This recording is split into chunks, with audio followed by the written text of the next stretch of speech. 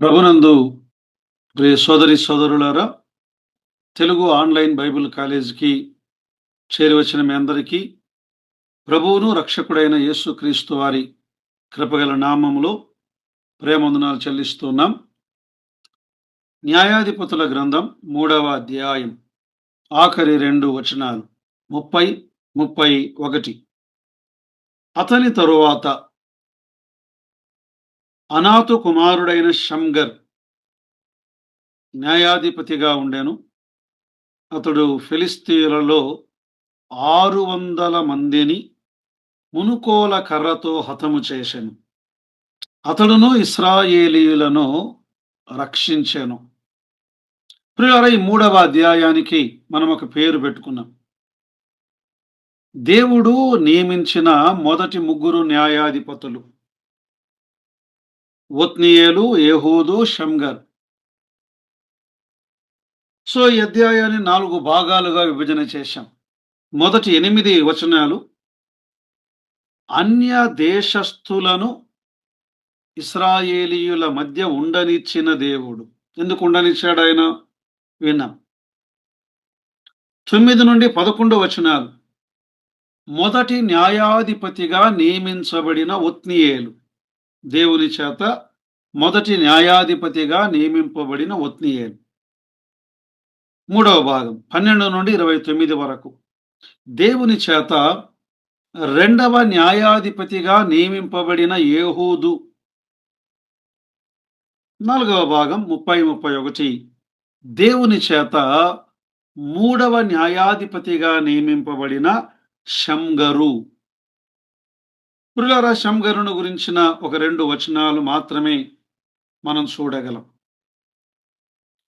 ఇశ్రాయేలీయులు వారు మాటి మాటికి అపరాధులై వారు దేవుని సన్నిధిలో మొర్రపెట్టగా దేవుడు వారికి న్యాయాధిపతులను, విమోచకులను, రక్షకులను ఆయన అనుగ్రహించారు. ఇది భాగములో అతని తరువాత అన్నాడు. అతని తరువాత ఫిలిస్తీయులను హతము చేసిన మరొక న్యాయాధిపతి ఈ షమ్గర్. వారిక్కడ మొర్రపెట్టినట్లుగా ఉందా? లేదు.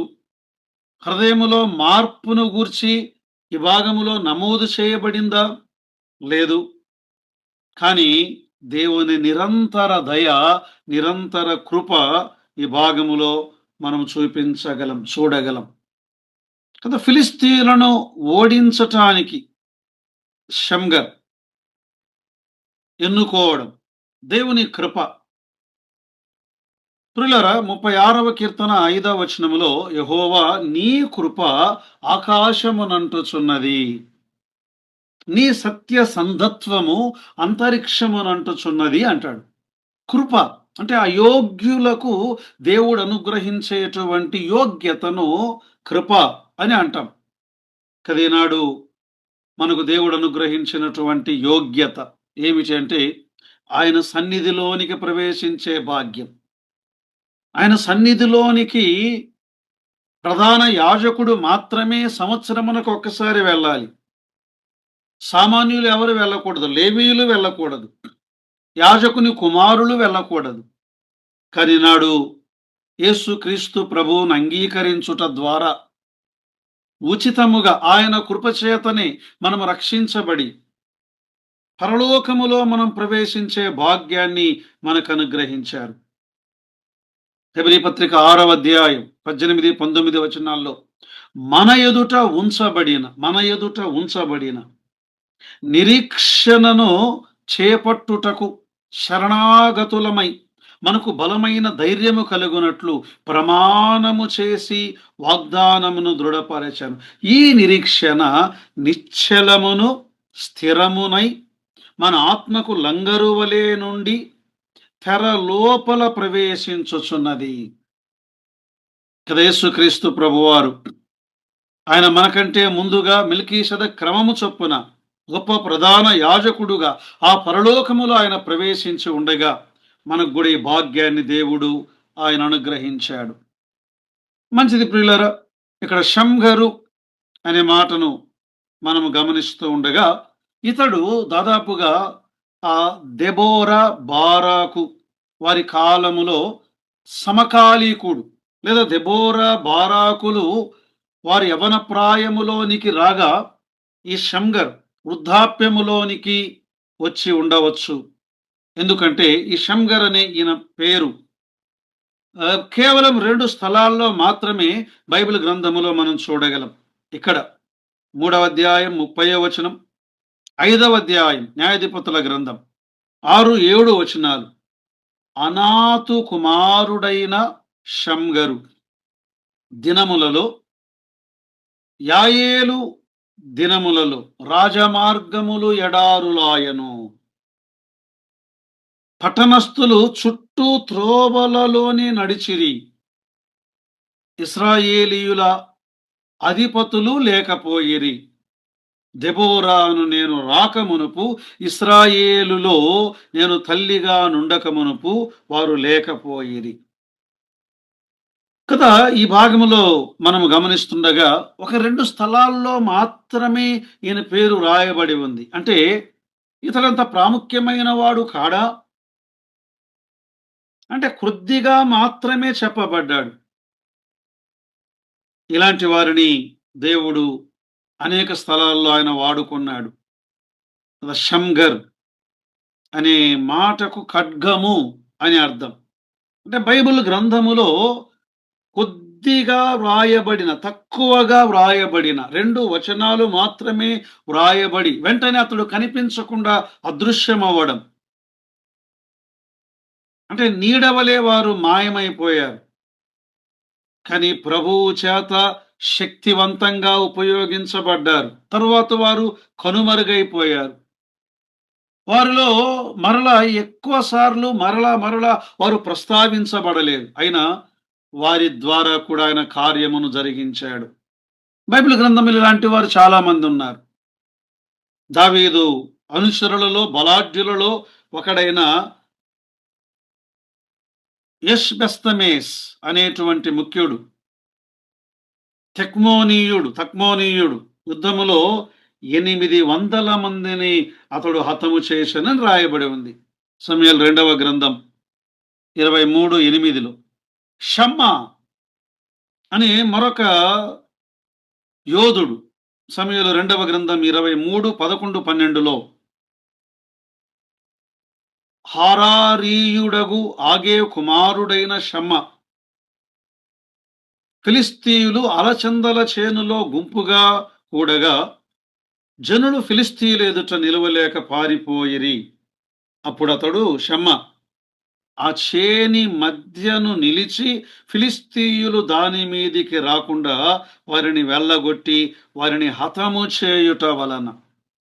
దావీదు యొక్క మరొక గొప్ప యోధుడు ఒంటరిగాని, ఆయనతో ఎవరు లేరు, ఒంటరిగాని పొలములో ఒక్కడే నిలువబడి ఫిలిస్తీయులతో పోరాడి కదా వారిని వెళ్ళగొట్టి దేవుడు అతని ద్వారా గొప్ప విజయాన్ని అనుగ్రహించాడు. కృత నిబంధన కాలంలో యేసుక్రీస్తు ప్రభువారు ఆయన 5,000 మందికి భోజనాన్ని పంచే సమయములో యోహాను సువార్త 6వ అధ్యాయం 5 నుండి 13 వచనాల్లో అక్కడ ఒక బాలుడు కనబడుతున్నాడు. పేరుందా? పేరు లేదు. మరలా ప్రస్తావించబడ్డాడా? మరలా ప్రస్తావించబడలేదు. అతని వద్ద ఉన్న ఆ కొద్దిపాటి ఆహారాన్ని అతడిచ్చాడు. దేవుడు యేసుక్రీస్తు ప్రభువారు ఆ ఆహారాన్ని ఆశీర్వదించి అనేక వందల వేల మందికి ఆయన పంచిపెట్టాడు.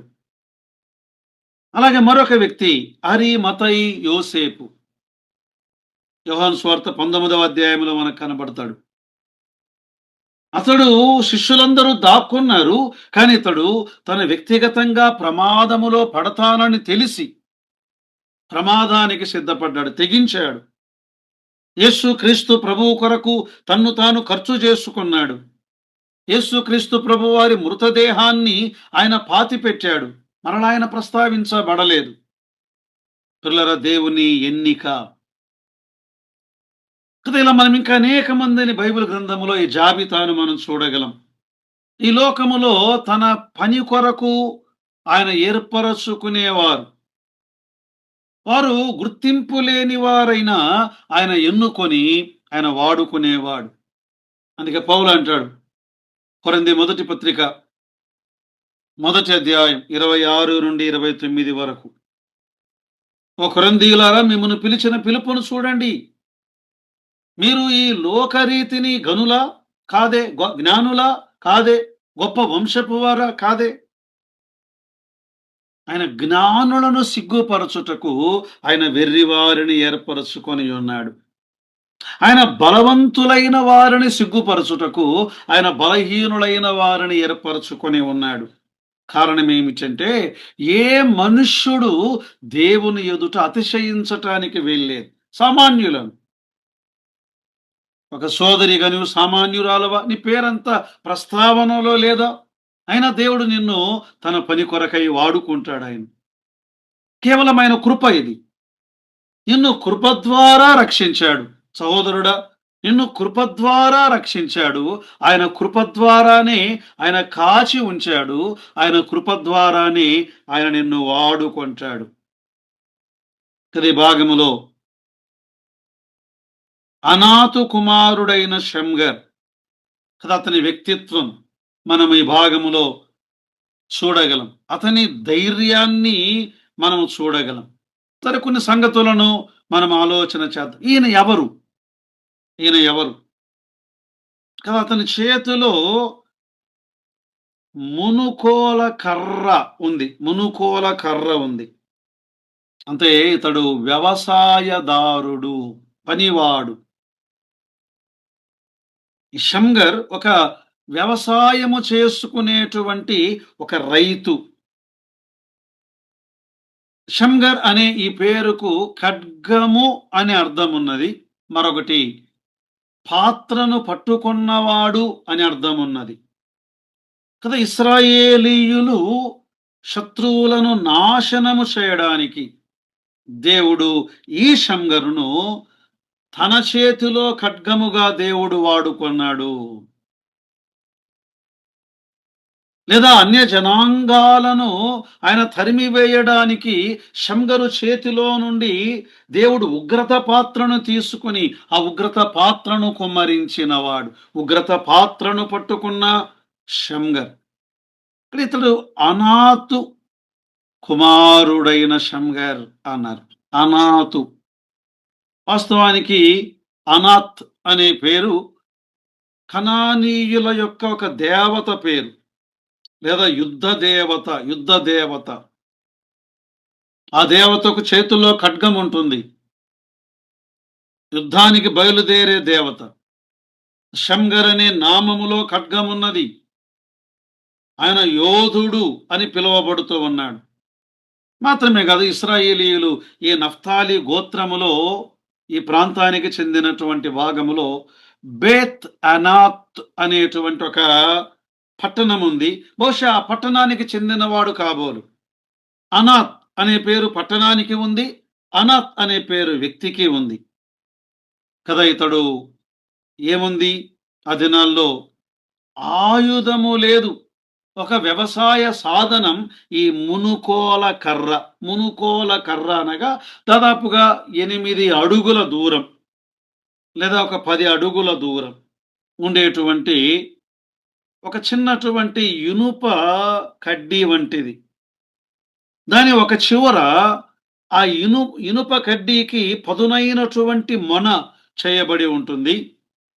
ఈ ఎద్దులను, పశువులను నడిపించటానికి ఈ మునుకోల పదునైన కర్ర ఉపయోగించేవారు. కొన్నిసార్లు యజమానుల మాట ఈ ఈ ఎద్దులు వినకపోతే, లేదా వాటికి వేసినటువంటి పగ్గం వాటికి కూడా అవి మాట వినకపోతే, ఈ మునుకోల కర్రతో వాటిని అలా పొడిచేవారు. పదునైన మొన. ఆ మునుకోల కర్రను పట్టుకున్నటువంటి ఒక రైతు. మరోవైపు ఒక పదునైనటువంటి లేదా ఆకులు తెంచటానికి ఇరువైపులా ఒక పదునైనటువంటి శిలువ గుర్తులో ఉండే ఒక ఆకారం, వాటి ద్వారా సేద్యము చేయడానికి, వాటి ద్వారా చెట్లను లాగడానికి ఉపయోగించే మునుకోల కర్ర. అంటే ఆ దినాల్లో ఎద్దులను నడిపించటానికి ఒకవైపు ఉపయోగిస్తే, మరోవైపు ఎద్దులను మేపడానికి ఆ కర్ర ద్వారా ఆ చెట్ల కొమ్మలను లాగడానికి దాదాపు 8, 10 అడుగుల దూరం పొడవాటి కర్ర. సరే, ఈ భాగంలో మనం గమనిస్తుండగా ఆ దినాలు ఎలాంటివట? ఆ దినాలు ఎలాంటివి? న్యాయాధిపతుల గ్రంథం 5వ అధ్యాయం 6వ వచనం. అనాతు కుమారుడైన షమ్గరు దినములలో, యాయేలు దినములలో రాజమార్గములు ఎడారులాయను. ప్రజలు రాజమార్గములలో ప్రయాణము చేయాలి. విశాలమైన మార్గాలు. అవి ఎడారులాయను అంటే ఎవరు ప్రయాణము చేయకుండా శత్రువులు అడ్డగిస్తున్నారు. శత్రువులు దోపిడీ చేస్తున్నారు. ఇశ్రాయేలీయులను అణిచివేస్తూ ఉన్నారు. అందుకే ఈ ప్రయాణస్తులు చుట్టూ త్రోవలలో నడిచిరి. మార్గమున వెళ్లకుండా, మార్గమున శత్రువు ఉన్నాడు, అడ్డగిస్తూ ఉన్నాడు. వారు చుట్టూ తిరిగి వారు ప్రయాణము చేస్తూ ఉన్నారు అన్నాడు. మాత్రమే కాదు, ఆ దినాలలో యాబీను అనే ఒక శక్తివంతమైన రాజు ఉన్నాడు, శత్రువు. ఇతనికి 900 ఇనుప రథములుండెను. 4వ అధ్యాయం 3వ వచనములో ఈ మాటను మనం చూస్తాం. ఇక్కడే 5వ అధ్యాయం 8వ వచనములో న్యాయాధిపతుల గ్రంథం, ఇశ్రాయేలీయులు క్రొత్త దేవతలను కోరుకొనగా యుద్ధము ద్వారముల యొద్దకు వచ్చెను. యుద్ధము అంటే శత్రువు ఇశ్రాయేలీయుల ద్వారముల దగ్గరకు వచ్చాడు వారిని నాశనం చేయడానికి. ఇశ్రాయేలీయులలో 40,000 మందికి ఒక కేడెమే గాని ఈటెయే గాని కనబడలేదు. అంటే ఆ దినాలలో ఈ శత్రు సైన్యం ఇశ్రాయేలీయులకు ఏ ఆయుధము లేకుండా వారిని అణిచివేశారు. ఒకవేళ చేతిలో ఆయుధం ఉంటే వీరు మాపైన తిరుగుబాటు చేస్తారు అని ఆయుధములు లేకుండా చేసినటువంటి కాలం అది. సమూయేలు మొదటి గ్రంథం 13వ అధ్యాయములో కూడా 19 నుండి మనము 22 వరకు మనం గమనిస్తే, ఆనాడు శత్రువులు ఫిలిస్తీయులు ఇశ్రాయేలు దేశమంతటలో కమ్మరవాండ్రు లేకుండా చేశారు. ఎందుకు? వారు ఈ గొడ్డండ్రను తయారు చేసేవారు. కమ్మరవారు లేకపోతే గొడ్డండ్రు ఉండవు, కత్తులు ఉండవు, పోటు కత్తులు ఉండవు, పదునైన ఆయుధాలు ఉండవు. ఆ దినాల్లో ఒక సౌలుకు యోనాతానుకు మాత్రమే కత్తి ఈటె మాత్రమే ఉన్నాయి. మిగతా ఎవరికి లేవు. ఇజ్రాయేలీల కాలములో కూడా ఇలాంటి పరిస్థితులు ఉండగా షమ్గర్ ఒక వ్యవసాయదారుడు, ఒక పనివాడు. అయితే ఎలాంటి పనివాడితడు? ఏ దారిలో వెళ్ళినా శత్రువు ఉన్నాడు, ఆయుధాలు లేవు, అణిచివేయబడుతూ ఉన్నారు. కానీ సోమరిగా ఉన్నవాడు కాదు, చురుకైన పనివాడు. తన పొలములో తన పని చేస్తూ ఉన్నాడు. రద్దీగా ఉన్నటువంటి వ్యక్తి ఈ షమ్గర్ తన కుటుంబ పోషణ కొరకు, తన సంరక్షణ కొరకు చురుకైన వాడుగా ఆయన పని చేస్తూ ఉన్నాడు.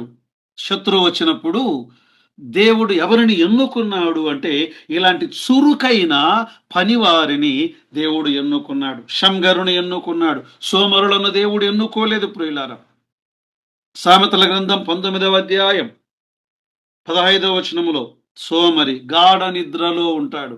సోమరి పస్తులు పడి ఉంటాడు. నిద్ర నిద్ర నిద్ర. తండ్రులు సంపాదించారు. ఎంతకాలం ఉంటుంది ఆ ఆస్తి నీకు? ఎంతకాలం నీవిలా ఉండగలవు సోమరిగా? సామెతల గ్రంథం 12:29లో సోమరి వేటాడినను పట్టుకొనడు. సోమరంట విల్లు అంబు ఉపయోగించి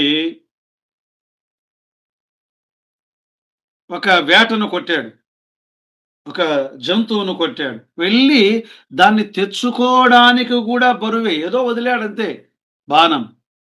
కానీ చురుకుగా నుండుట గొప్ప భాగ్యము అన్నాడు. చురుకైన పనివారు కావాలి. ఆనాడు హెబ్రీ స్త్రీలు చురుకైన వారనే సాక్ష్యం.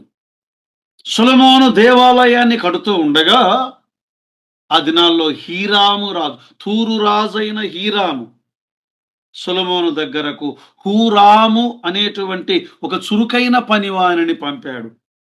నేడు సంఘాల్లో కూడా చురుకైన పనివారు, పని పరిగెత్తే పనివారు, శ్రద్ధగా పనిచేసేవారు. దేవుని పని, దేవుని పని. ఈ పనిలో ఎలాంటి వారు కావాలి? నమ్మకమైన పనివారు కావాలి. కదా ఈ సంఘర్ ఎటు చూచినా శత్రువులున్నారు. వారు దోచుకుంటున్నారు. ప్రజలను కొడుతూ ఉన్నారు. రహదారుల్లో వారిని దోచుకుంటున్నారు. నేను పొలములో ఎందుకు పని చేయాలి అని నీరసిల్లిపోయిన వాడు కాదు.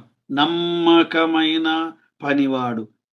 దేవుడు మనకు అప్పగించిన చిన్న చిన్న పనులలో నమ్మకంగా పనిచేయడము ద్వారా దేవుడు ఆ తరువాత ఆయన పెద్ద పనులను ఆయన అప్పగించేవాడుగా ఉన్నాడు. చిన్న పనులలో నీవు అపనమ్మకస్తుడవైతే దేవుడు పెద్ద పనులను నీకు అప్పగించలేడు. లూకాసు వార్త 16వ అధ్యాయం 10వ వచనములో మిక్కిలి కొంచెములో నమ్మకముగా ఉండువాడు ఎక్కువలోనూ నమ్మకముగా ఉండును. మిక్కిలి కొంచెములో అన్యాయముగా ఉండువాడు ఎక్కువలోనూ అన్యాయముగా ఉండును. పనివాడు షంగర్, పనివాడు మన ప్రభు అయిన యేసు క్రీస్తు వారు. తండ్రి చేత పంపబడిన పనివాడు, ఆయనకు అప్పగించబడిన పని. ఆయన ఎన్నడూ నిర్లక్ష్యము చేయలేదు సుమి. యోహాను సువార్త 17వ అధ్యాయం 4వ వచనములో చేయుటకు నీవు నాకిచ్చిన పని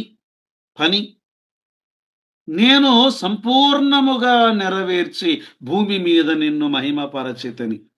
ఆయన ఒక వడ్రంగి ఇంటిలో పుట్టాడు. 30 ఏండ్లు నమ్మకముగా వడ్రంగి పని చేశాడు ఆయన. ఆ తరువాత పరలోకపు తండ్రి ఆయనకు అప్పగించినటువంటి పని మాత్రమే కాదు, చురుకైన పనివాడు. మార్కు సువార్తల మీద చూడండి, 1వ అధ్యాయములో 28, 29, 30 వచనాల్లో వెంటనే ఆయన సమాచారం వ్యాపించింది. వెంటనే సమాజ మందిరములో నుండి బయటికి వచ్చాడు. వెంటనే సీమోను ఇంటిలో ప్రవేశించాడు. వెంటనే చురుకైన పనివాడు మాత్రమే కాదు, ఆయన నమ్మకమైన పనివాడు. తండ్రి దేనిని చేయుటకు ఆయనకు అప్పగించాడో ఆ పనిని ఆయన నమ్మకముగా చేసినవాడు. హెబ్రీ పత్రిక 3వ అధ్యాయం 2, 3, 4 వచనాల్లో దేవుని ఇల్లంతటిలో మోషే నమ్మకముగా ఉండినట్లు ఈయన కూడా, అంటే యేసు క్రీస్తు కూడా తన్ను నియమించిన వానికి నమ్మకముగా ఉండెను. నమ్మకమైన పనివాడు. ఈ దినాల్లో మనము ప్రభు పని, సంఘములో పని ఉందా? సువార్త సేవలో పని ఉందా? దేవుడు నీకు అప్పగించిన పని, విద్య అనే ఒక పనిలో ఉన్నావా? నీవు ఉద్యోగం అనే ఒక పనిలో ఉన్నావా? వ్యాపారం అనే ఒక పనిలో ఉన్నావా? ఆ పనిలో నమ్మకంగా ఉండు, చురుకుగా ఉండు. దేవుడు నీకు గొప్ప పనిని ఆయన అప్పగిస్తాడు. మాత్రమే కాదు, ఆయన ఆశీర్వాదాన్ని కూడా ఆయన అనుగ్రహిస్తాడు. ప్రభువు సేవలో జీతం ఉన్నది, పనిలో జీతం ఉన్నది. పనివాడు జీతమునకు పాత్రుడు. మత్తయి సువార్త 19వ అధ్యాయం 27, 28, 29 పేతురు, ఇదిగో ప్రభువా, మేము సమస్తమును విడిచి నిన్ను వెంబడించాము, మాకేం దొరుకును? ఆయన అన్నాడు,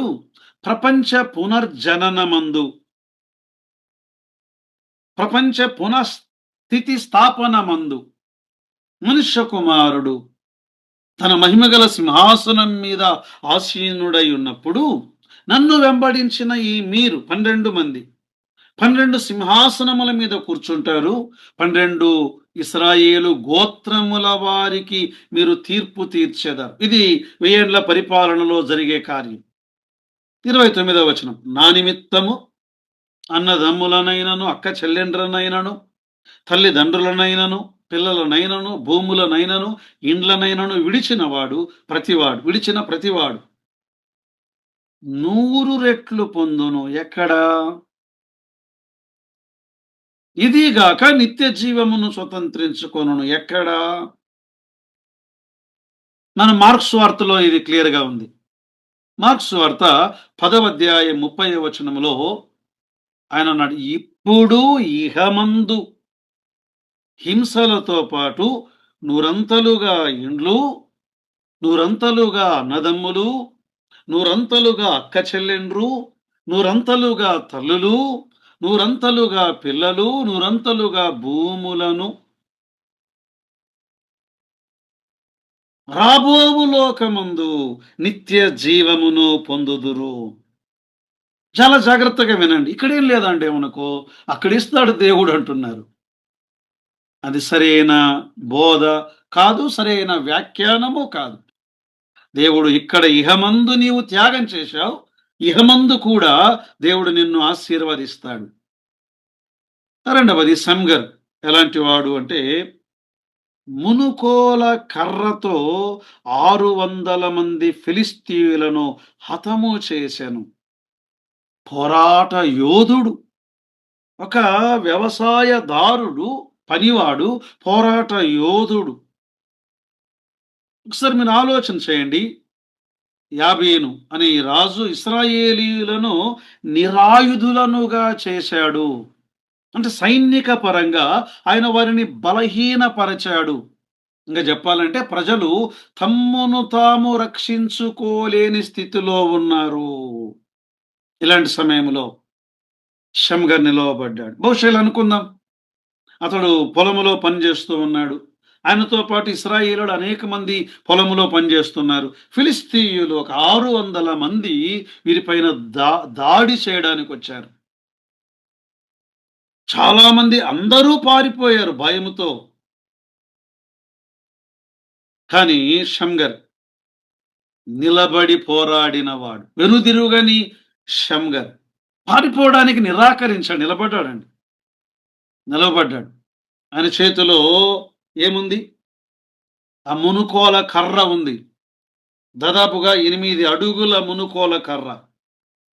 ఒకవైపు పదునైనటువంటి మొనదేలినటువంటి ఇనుప ఆయుధం, మరోవైపు చెట్లను కోయడానికి ఉపయోగపడే ఖడ్గము లాంటిది. ప్రియులారా, శ్రమలు, శత్రువు ఎదురుగా ఉండగా వెనుదిరుగక నిలువబడిన షమ్గర్ పోరాట యోధుడు. ఒకసారి యేసుక్రీస్తు ప్రభు వైపు మనం చూద్దాం. ఆయన భూలోకములో యెరూషలేమునకు వెళ్తూ ఉండగా ఆయనకు అర్థమవుతుంది, నేను యెరూషలేముకు వెళ్తాను, శాస్త్రులు, ప్రధాన యాజకులు నన్ను పట్టుకుంటారు, నన్ను సిలువ వేస్తారు, నేను 3వ దినమున తిరిగి లేస్తాను. కానీ ఆయన యెరూషలేము వైపు ధైర్యంగా ఆయన ప్రయాణము చేశాడు. మార్క్స్ వార్త 10వ అధ్యాయం 32. వారు ప్రయాణమై యెరూషలేమునకు వెళ్ళుచుండిరి. యేసు వారి ముందు నడుచుచుండగా వారు విస్మయముందిరి, వెంబడించు వారు భయపడిరి. ఆయన అన్నాడు, నేను ఇప్పుడు యెరూషలేముకు వెళ్తున్నాను. మనుష్య కుమారుడు ప్రధాన యాజకులకు, శాస్త్రులకు ఆయన అప్పగించబడతాడు. వారు ఆయనకు మరణ శిక్ష విధిస్తారు. వారు అన్ని జనులకు అప్పగిస్తారు. వారు నన్ను అపహసిస్తారు, నా మీద ఉమ్మి వేస్తారు, నన్ను కొరడాలతో కొట్టి చంపేస్తారు. ఇవన్నీ చెప్పి యెరూషలేముకు బయలుదేరాడు ఆయన. మిగతా వారు భయపడుతున్నారు. లూకాసు వార్త 19:28లో యేసు ఈ మాటలు చెప్పి యెరూషలేమునకు వెళ్ళవలనని ముందు సాగిపోయెను. కదా, ఆయన గెస్తమనే తోటలో ఉండగా అందరూ పారిపోయారు కదా. సైనికులు రాగా యేసు ప్రభువారు అన్నారు, ఒక బందిపోటు దొంగ మీదికి వచ్చినట్లు కత్తులతోనూ గుదియలతోనూ నన్ను పట్టుకోవడానికి వస్తున్నారా మీరు? నేను ప్రతిదినము దేవాలయములో బోధించినప్పుడు నన్నెందుకు మీరు పట్టుకోలేదు? అందరూ విడిచిపెట్టి వెళ్ళిపోయారు. కానీ ప్రభువు శ్రమలకు ఎదురుగా వెళ్ళాడాయన. నీటి ప్రవాహములో కొట్టుకొని పోయిన చచ్చిన చేప వంటి వాడు కాదాయన. నీటి ప్రవాహమునకు ఎదురీదినటువంటి ఒక సజీవమైనటువంటి చేప. పోరాట యోధుడు. కదా ఫిలిష్తీయులు వచ్చినప్పుడు ఈ షమ్గర్ మునుకోల కర్ర మాత్రమైన చేతిలో ఉంది. అతను నిలబడ్డాడు. అతని వద్ద యుద్ధాయుధాలు ఏమీ లేవు గాని అతని వద్ద మునుకోల కర్ర మాత్రమే ఉన్నది. మునుకోల కర్ర ఒక సామాన్యమైన సాధనమును ఒక ఆయుధముగా ఉపయోగించాడు కదా. వారు ముందు నిలువబడగా వారితో పోరాడినవాడు. ఒకసారి మనం ఇలా చూద్దాం. షమ్గర్ ఇలా పట్టుకొని ఉండగా ఒకవైపు పదునైనటువంటి ఇనుప ముక్క, మరోవైపు శిలువ ఆకారములో ఉన్నటువంటి ఒక ఆయుధం, చెట్లను తెంచేది. యేసుక్రీస్తు ప్రభువారు అపవాదితో వాని సైన్యముతో పోరాడే సమయములో ఆయన దగ్గర ఉన్న ఒకే ఒక ఆయుధం శిలువ అనే ఆయుధం. మరణము అనే ఆయుధం. ఆయన దాన్ని పట్టుకొని దాని ద్వారాని అపవాదిని వాని సేనను జయించిన యుద్ధవీరుడు ప్రభు అయిన యేసుక్రీస్తు వారు. మనం పోరాడలేం, మనం జయించలేమని మన పక్షమున ఆయన పోరాడాడు. హెబ్రీ పత్రిక 2వ అధ్యాయం 14-15 వచనాల్లో. కాబట్టి ఆ పిల్లలు రక్తమాంసములు గలవారైనందున ఆ ప్రకారమే మరణము యొక్క బలము గలవారనగా అపవాదిని మరణము ద్వారా నశింపజేయుటకును జీవిత కాలమంతయు మరణ భయము చేత దాస్యమునకు లోబడిన వారిని విడిపించుటకు ఆయన కూడా రక్తమాంసములలో పాలివాడాయను. శిలువ అనే ఆయుధం, శాపగ్రస్తమైన మరణమనే ఆయుధం. ఆయన దాంతోనే పోరాడి అపవాదిని జయించాడు. మరోవైపు ఆలోచన చేద్దాం. ఈ షమ్గర్ ఆయన శారీరక శక్తి, ఆత్మీయ శక్తి కలిగినటువంటి షమ్గర్. రైతు, ఆ రైతే కదా యుద్ధవీరుడా. సరే మీరు ఆలోచన చేయండి. తన జీవిత కాలములో 600 మంది ఫిలిస్తీయుల సైనికులను చంపడం సామాన్యమైన విషయం కాదు. అతడు అద్భుతమైన శారీరక శక్తి గలవాడు. యేసుక్రీస్తు ప్రభువారు భూలోకములో ఉండగా ఆయన ఎలాంటి వాడు? నేడు కొందరు క్రైస్తవ బోధకులు ప్రారంభ దినాల్లో ఆనాడు కదా మాంక్స్ ఎలాగో కొండల్లో వెళ్ళి తపస్సు చేయాలి అన్నట్లుగా శారీరక శిక్షణ వద్దు అంటున్నారు, ఆటలు వద్దు అంటున్నారు కదా. ఈనాడు చాలా మంది యవనస్తులు సంఘాలు రక్షించబడిన తరువాత ఆటలకు దూరమై, పరుగుకు దూరమై, శారీరకంగా బలహీనులై వ్యాధిగ్రస్తులుగా మారిపోయారు కదా. కొందరు బోధకులు శారీరక సిద్ధపాటు పరోక్షంగా ఖండిస్తున్నారు. ఈ మాట బాగా గుర్తుపెట్టుకోవాలి మీరు. పరోక్షంగా ఖండిస్తున్నారు. ఎందుకన్నా టైం వేస్ట్ అది. ధ్యానం చేయండి, చదవండి, అవన్నీ నిజమే. కానీ శారీరక సిద్ధపాటు అవసరం, ఫిట్గా ఉండడం. యేసు ప్రభువారు ఆయన ఒక వడ్రంగి, 30 ఏండ్లు కర్రలు ఎత్తినవాడు, వడ్రంగి పని చేసినవాడు. ఆయన లూకా సువార్త 2:52లో ఏమనుందండి? యేసు జ్ఞానమందును, వయస్సునందును, దేవుని దయయందును, మనుష్యుల దయయందును, వయస్సునందునంటే శారీరకంగా కూడా ఆయన వర్ధిల్లినవాడు. తిమోతి మొదటి పత్రిక 4:8లో శరీర సంబంధమైన సాధకము కొంత మట్టుకు ప్రయోజనకరమే. అంటే ఆత్మీయ ప్రయోజనకరమంతా కాకపోయినా శారీరక శక్తి కూడా అవసరం. ప్రార్థనలో ఉన్నావు, బలపడ్డావు, వాక్యములో బలపడ్డావు, మరి బయటికి వెళ్ళాలి, నడవాలి, పరిగెత్తాలి, బరువులు మోయాలి, పని చేయాలి.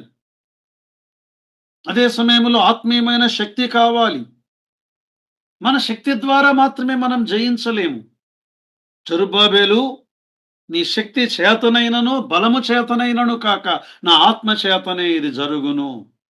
ప్రియులారా, వారితో పోరాడినవాడు కదా ఈ పోరాట యోధుడు. ఆయన ఏ విషయాల కొరకు పోరాడి ఉండవచ్చు? ఆయన ఇంటి వారి కొరకు పోరాడాడు. ఆయన జాతి వారి కొరకు పోరాడాడు. ఇశ్రాయేలు జాతి వారి కొరకు పోరాడాడు. ఈ ఫిలిష్తీయుల బారి నుండి మిగతా లోకాన్ని విడిపించాలి అని వారి కొరకు పోరాడాడు. ఈనాడు ప్రార్థనా పోరాటం. ఒక విశ్వాసిగా నీవు నేను ఈ ఇంటి వారి కొరకు ప్రార్థనా పోరాటం చెయ్యి. విలాప వాక్యముల గ్రంథం 2:19 నీవు లేచి రేయి మొదటి జామున నీళ్లు కుమ్మరించునట్లుగా ప్రభువు సన్నిధిలో నీ హృదయమును కుమ్మరించుము. నీ పసిపిల్లల ప్రాణము కొరకు నీ చేతులను ఆయన తట్టు ఎత్తుము. మాత్రమే కాదు, నీవున్న సంఘము కొరకు ప్రార్థనలో పోరాడు. ఎఫెఫ్రా తానున్న సంఘము కొరకు, లవదికయ వారి కొరకు, హీరాపులి వారి కొరకు, పరిశుద్ధులందరి కొరకు ప్రార్థనలో పోరాడుచున్నాడు. కొలస్సీ 4:12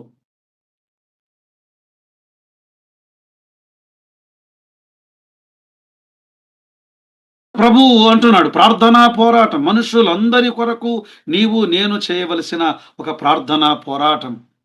ప్రియులారా, ఆలోచన చేయండి. ఈ షమ్గర్ ఒక పనివాడు, వ్యవసాయదారుడు. ఈ షమ్గర్ పోరాట యోధుడు. పోరాట యోధుడు మాత్రమే కదా ఈ షమ్గర్. ఆయన ఒక పరిపాలకుడు అనే మాటని గమనిస్తున్నాం.